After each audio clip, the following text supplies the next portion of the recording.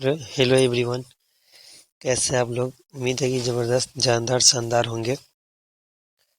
आज class 10th का SST लेकर आया हूँ। इसमें कुल 25 प्रश्न है और यह सभी प्रश्न पीवाईक्यू है। तो आज हम लोग देखेंगे क्लास 10th का एसएसटी, जो सभी 25 प्रश्नों को हम लोग विस्तार पूर्वक समझेंगे ताकि परीक्षा में आने वाले सवाल को किसी भी प्रकार से गलती न की जा सके। तो चलते हैं, बगैर टाइम को लेस करते हुए सवाल की तरफ बढ़ते हैं। आज का आपका अगला सवाल है। पहला सवाल, अगर आप मेरे चैनल पे नए हैं तो चैनल को सब्सक्राइब और वीडियो को लाइक करें।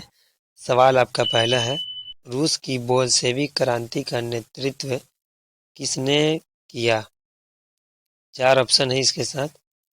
एक, केरेंस्की, स्ट्रॉट्स्की, स्ट्रॉट्स्की, लेनिन और स्टॉलिन। तो रूस की बोल्शेविक क्रांति का नेतृत्व करने वाला था वो आपका, बोल्शेविक क्रांति सबसे पहले जानिए कि कब हुआ था। तो बोल्शेविक क्रांति कब हुआ, 1917 में। कब हुआ, 1917 में बोल्शेविक क्रांति हुआ।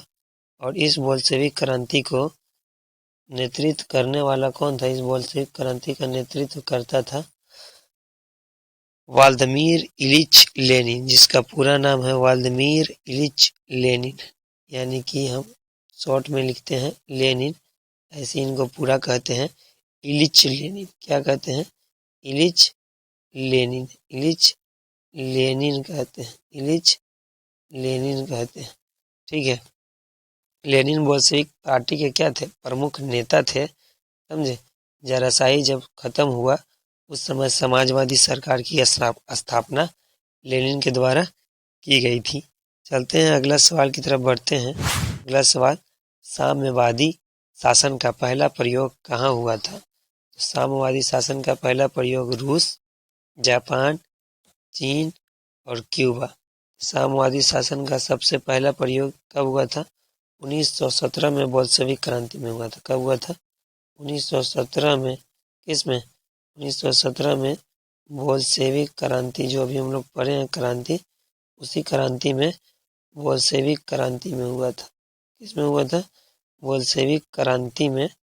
बोल्शेविक क्रांति में 1917 में इसका सबसे पहले प्रयोग हुआ था। किसका, साम्यवादी शासन का सबसे पहला प्रयोग 1917 में हुआ था।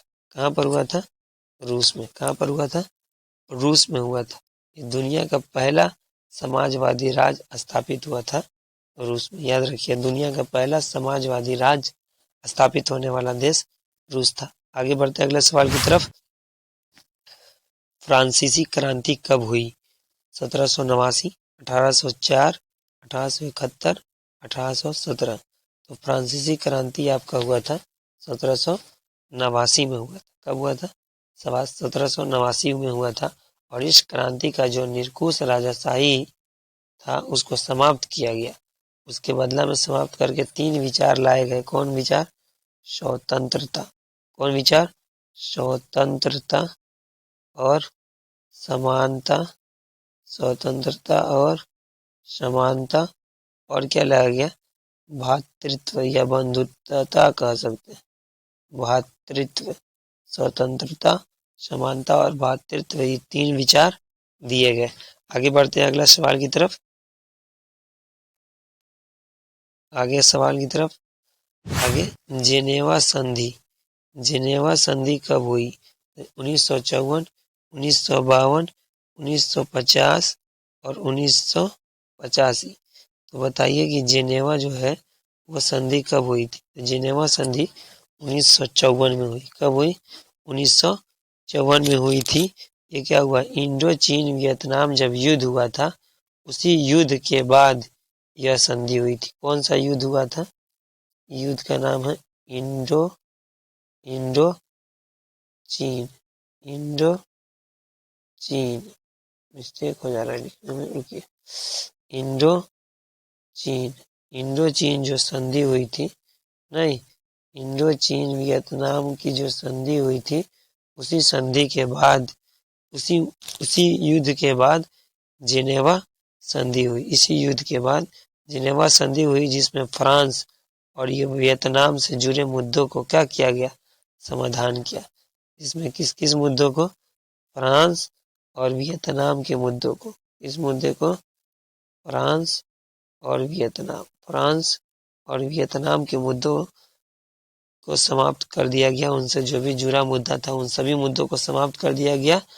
और भारतीय प्रतियोगी परीक्षा में ही सबसे ज़्यादा पूछा जाता है ये सवाल, जिनेवा संधि कब हुई।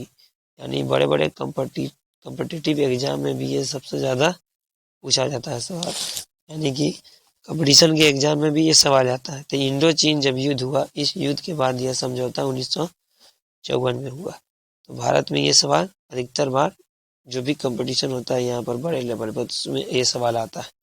आगे बढ़ते हैं अगला सवाल की तरफ। जर्मनी के एकीकरण का प्रमुख वास्तुकार कौन था, यानी किसने जर्मनी के एकीकरण में महत्वपूर्ण भूमिका निभाई थी। Mazzini, Garibaldi, Lenin, Bismarck. याद रखिएगा, जर्मनी के एकीकरण में वास्तुकार जो था वो आपका बिस्मार्क था। कौन था, बिस्मार्क था। कौन था, बिस्मार्क था। अब बिस्मार्क का पूरा नाम क्या है पता है, ऑटो वन बिस्मार्क। क्या नाम है, auto auto Otto von Bismarck, Otto von Bismarck, Otto von Bismarck इसका क्या है पूरा नाम। इसी ने क्या किया था, जर्मनी का एकीकरण में रक्त और लौह की नीति अपनाया था। किस चीज का नीति अपनाया था, रक्त और लौह की नीति, रक्त और लौह की नीति, रक्त और लौह की नीति अपनाया था। किसने अपनाया था, बिस्मार्क ने अपनाया था। रक्त और लौह की नीति किसने अपनाया था, बिस्मार्क ने अपनाया था। आगे बढ़ते हैं अगला सवाल की तरफ। गैरीबाल्डी पेशे से क्या था, गैरीबाल्डी पेशे से क्या था। तो एकदम आसान सवाल है और काफी मरतबे ये बिहार बोर्ड के एग्जाम में पूछा गया सवाल है कि गैरीबाल्डी पेशे से क्या है। तो गैरीबाल्डी पेशे से क्या है, नाविक। क्या है पेशे से, गैरीबाल्डी पेशे से नाविक है। और एग्जाम में कहीं कहीं आपको सैनिक भी दे देगा, क्रांतिकारी भी दे देगा। याद रखिएगा गैरीबाल्डी पेशे से नाविक ही होगा आंसर। आगे प्रश्न की तरफ बढ़ते हैं। आज का अगला सवाल, इटली के एकीकरण कब पूर्ण हुआ, यानी इटली में एकीकरण जो हुआ कब पूरी तरह से हुआ। तो इटली में एकीकरण जो हुआ था 1871 में हुआ था। कब हुआ था, 1871 में हुआ था। उसके बाद रोम को इटली की क्या बना दिया गया, रोम को इटली की राजधानी बना दिया गया।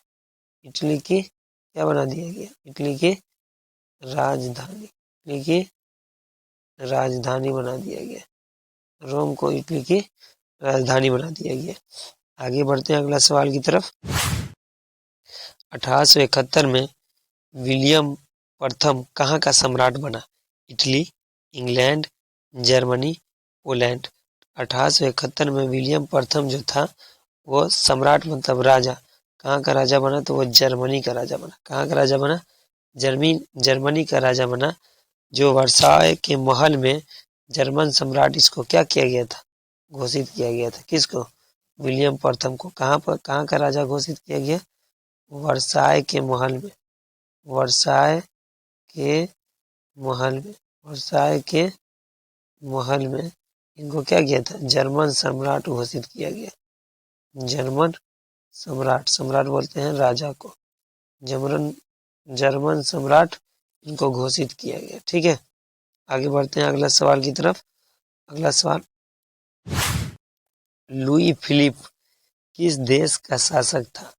लुई फिलिप किस देश का होगा, जर्मनी, फ्रांस, ऑस्ट्रिया, इटली। तो लुई फिलिप जो है वो आपका फ्रांस का शासक था। कहाँ का शासक था, फ्रांस का शासक था लुई फिलिप। और इसने क्या किया था, 1830 से 1848 तक फ्रांस का शासक रहा। कब से कब तक, 1830 से लेके 1848 तक कहाँ का शासक रहा, फ्रांस पर शासन इसने किया। कहाँ किया, फ्रांस पर शासन किया, फ्रांस पर शासन किया, फ्रांस पर शासन किया। आगे बढ़ते हैं अगला सवाल की तरफ। लुई 16वां को फांसी कब दी गई? तो लुई सोलावा को फांसी 1748, 1793, 1798 और 1854। तो लुई सोलावा को फांसी जो दी गई थी 21 जनवरी 1793 ईस्वी को दी गई थी। कब दी गई थी? 21 जनवरी 1793 को। 21 जनवरी 1793 को दी गई थी। आगे बढ़ते हैं अगला सवाल की तरफ। वियना सम्मेलन कब हुआ? 1815 में, 1848 में, 1870 में, 1871 में। तो वियना सम्मेलन जो हुआ था वो आपका 1815 में हुआ था। कब हुआ था? 1815 में हुआ था। इसका उद्देश्य था नेपोलियन युद्ध के बाद यूरोप में शांति स्थापित करना। क्या इसका उद्देश्य था? यूरोप में शांति स्थापित करना। यूरोप में शांति स्थापित करना।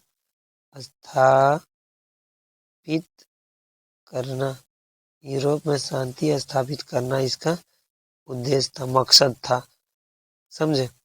आगे बढ़ते हैं अगला सवाल की तरफ। अगर वीडियो आपको अच्छा लगता हो तो वीडियो को लाइक और चैनल को सब्सक्राइब करें ताकि इस तरह का वीडियो आपको मिलता रहे। और यह यूरोप में शांति स्थापित करना कब? नेपोलियन युद्ध के बाद इस तरह का उद्देश्य सामने आया। कौन सा युद्ध के बाद? नेपोलियन युद्ध के बाद।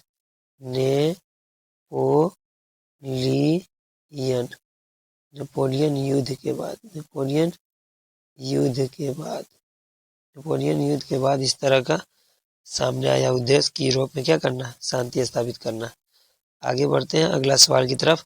नई आर्थिक नीति किसने लागू की? तो नई आर्थिक नीति NEP नहीं, तो लेनिन ने, मेटरनिख ने, बिस्मार्क ने और स्टालिन ने। तो नई आर्थिक नीति जो हुई थी वो किसने लागू की थी? इसका उद्देश्य था 1921 में इसको लागू किया गया था। किसके द्वारा? लेनिन के द्वारा। कब लागू किया गया था? 1921 ईस्वी में। 1921 ईस्वी में लेनिन के द्वारा लागू किया गया था। इसका मकसद था रूसी अर्थव्यवस्था को सुधारना। क्या मकसद था? रूसी अर्थव्यवस्था को सुधारना। रूसी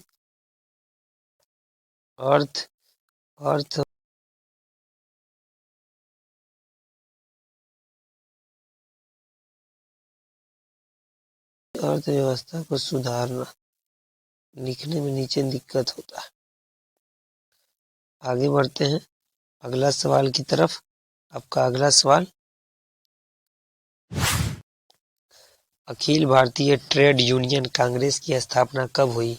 तो अखिल भारतीय ट्रेड यूनियन जो कांग्रेस बनी थी इसको हम लोग कहते हैं AITUC। Akhil Bharatiya trade union, Akhil Bharatiya AITUC। समझे? तो इसकी स्थापना कब हुई थी? अखिल भारतीय ट्रेड यूनियन की स्थापना 1920 में। कब हुई थी? 1920 में इसकी स्थापना हुई थी। 1920 में अखिल भारतीय ट्रेड यूनियन की स्थापना हुई थी। आगे बढ़ते हैं आपका अगला सवाल की तरफ। भारत आने वाले प्रथम व्यापारी कौन थे? बहुत ही आसान सवाल है कि भारत आने वाला प्रथम व्यापारी कौन था। तो सबसे पहले भारत में आया था कौन? पुर्तगाली। पुर्तगाली में कौन आया था? Vasco D gamma. Vasco D gamma. Vasco D gamma. कब आए थे वास्को डी गामा जी? तो भारत में आए थे ये आपको 20 मई 1498 को। कब आए थे? 20 मई 1498 को। और भारत आने का मार्ग किसने बताया था? बताइए, आप लोग बताइए, भारत आने का मार्ग किसने बताया था कि वास्को डी गामा भारत पहुंचे? कौन बताया था? तो उनका नाम है अब्दुल मजीद। क्या नाम है? अब्दुल मजीद। अब्दुल मजीद। अब्दुल मजीद नाम है उनका। ठीक है, अब्दुल मजीद नाम। अब्दुल मजीद। अब्दुल मजीद नाम है। ठीक है, इन्होंने भारत आने का मार्ग बताया था वास्को डी गामा को। सबसे पहले पुर्तगाली जो भारत आए थे, कहाँ पर आए थे?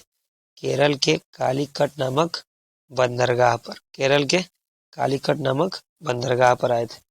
आगे बढ़ते हैं। जलियांवाला हत्याकांड कब हुआ था? बहुत ही फेमस सवाल है। जलियांवाला हत्याकांड आपका 13 अप्रैल 1919 को कहाँ पर हुआ था? अमृतसर। कहाँ पर हुआ था? अमृतसर में। कहाँ हुआ? अमृतसर में हुआ था। ठीक है, याद रखिएगा, बहुत इंपॉर्टेंट सवाल है कि जलियांवाला हत्याकांड कहाँ हुआ था। तो जलियांवाला हत्याकांड 13 अप्रैल 1919 को अमृतसर में हुआ था। आगे बढ़ते हैं अगला सवाल की तरफ। सविनय अवज्ञा आंदोलन कब शुरू हुआ? सविनय अवज्ञा आंदोलन 1920, 1930, 1935, 1942। सविनय अवज्ञा आंदोलन जो आपका हुआ था वो आपका 1930 ईस्वी में हुआ था। किसके द्वारा? गांधी जी ने इस आंदोलन की शुरुआत की थी। किसने?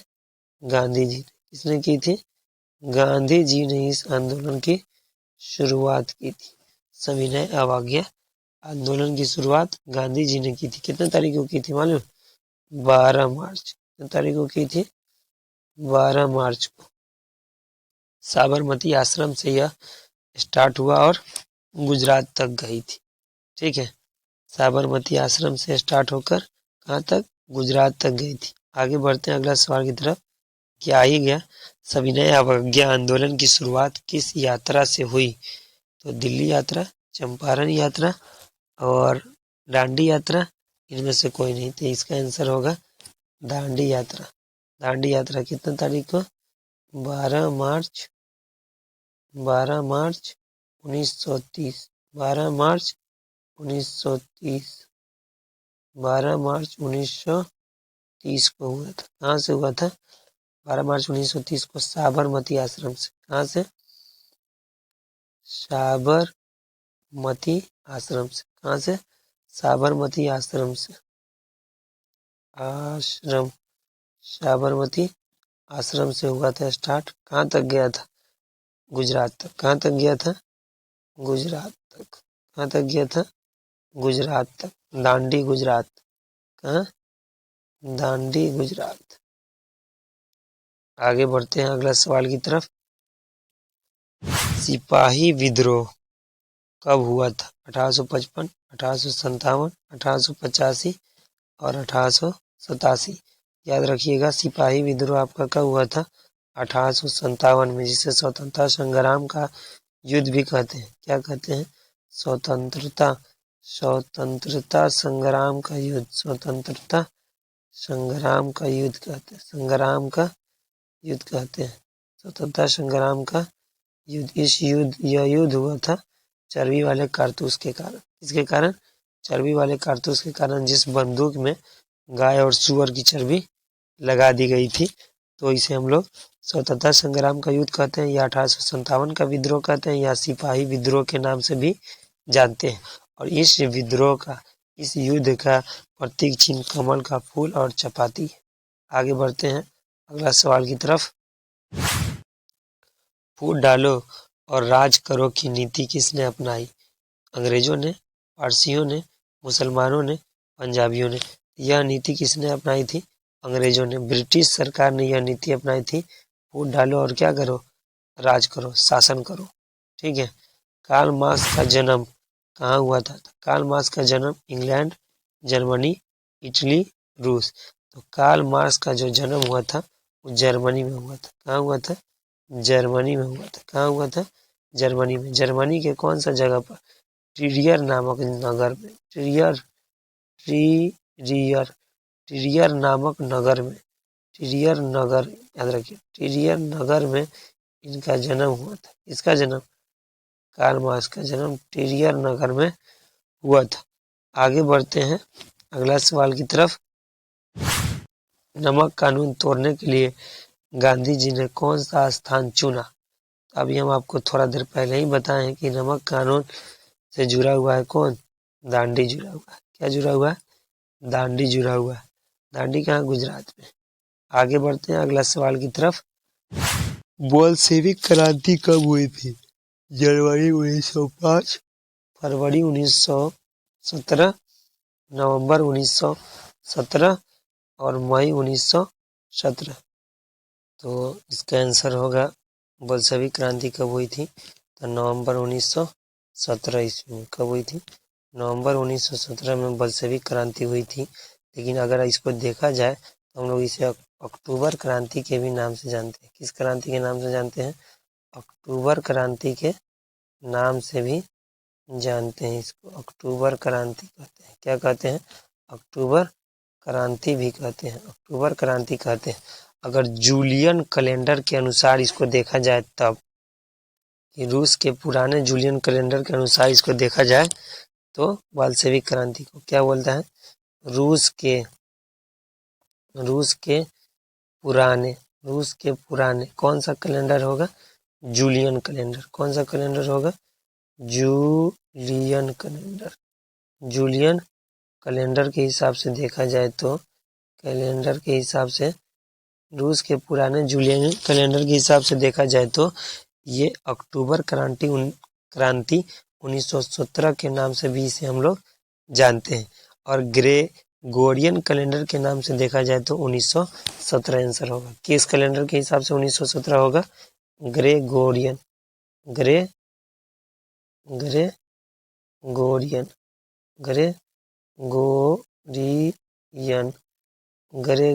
कैलेंडर के हिसाब से देखा जाए तो इसका आंसर कितना होगा? नवंबर 1917 होगा। आगे बढ़ते हैं अगला सवाल की तरफ। कार्ल मार्क्स पुस्तक का नाम क्या है? कार्ल मार्क्स द्वारा लिखी गई पुस्तक का नाम क्या है? तो बताइए। युद्ध और शांति, Das Kapital, communist manifesto, B और सी दोनों। तो कार्ल मार्क्स द्वारा लिखी गई पुस्तक का नाम आपका दास कैपिटल है, जो काफ़ी बार एग्जाम में पूछा गया है। आगे बढ़ते हैं अगला सवाल की तरफ। रॉबर्ट ओवन कहाँ का निवासी था? France, Germany, Britain, Austria. Robert oven कहाँ का निवासी था? आप लोग बताइए इसका आंसर कि रॉबर्ट ओवन कहाँ का निवासी था। इसका आंसर होगा आपका ब्रिटेन। कहाँ होगा? ब्रिटेन का निवासी था। कहाँ का था? ब्रिटेन। यह इसका ब्रिटेन आंसर होगा। क्या होगा? ब्रिटेन। और नई ऑप्शन में रहे तो इंग्लैंड रहेगा। क्या रहेगा? ऑप्शन में नहीं रहेगा तो इंग्लैंड रहेगा। इंग्लैंड। ये पूरा ग लिखा गया है, उसमें हम हलंत लगा दिए, आधा हो जाएगा। इंग्लैंड का निवासी था। एक समाज सुधारक के नाम से हम लोग इसे जानते हैं। या एक समाजवादी विचारक भी ये थे। क्या थे? समाजवादी विचारक। क्या थे? समाजवादी विचारक। समाजवादी विचारक। समाजवादी विचारक। समाजवादी विचारक थे। आगे बढ़ते हैं अगला सवाल की तरफ। और आज का यह आखिरी सवाल, रक्त और लौह की नीति किसने अपनाया था? ये सवाल हम आपको पहले ही करवा चुके हैं। तो ये सवाल गैरीबाल्डी, मेजनी, बिस्मार्क, नेपोलियन। इसका जवाब आपको क्या करना है? कमेंट करना है। इसका जवाब आपको क्या करना है? कमेंट बॉक्स में डालना है कि इसका आंसर क्या होगा। क्योंकि यह सवाल हम आपको पहले ही करा दिए हैं। लगभग 1 या 2 नंबर सवाल में इसको हम करवाए हैं विस्तार से, कि रक्त और लौह की नीति किसने अपनाया था। इसका पूरा नाम हम बताएंगे नहीं, थोड़ा सा हिंट्स दे देते हैं। ऑटो वन इसका नाम है। क्या है?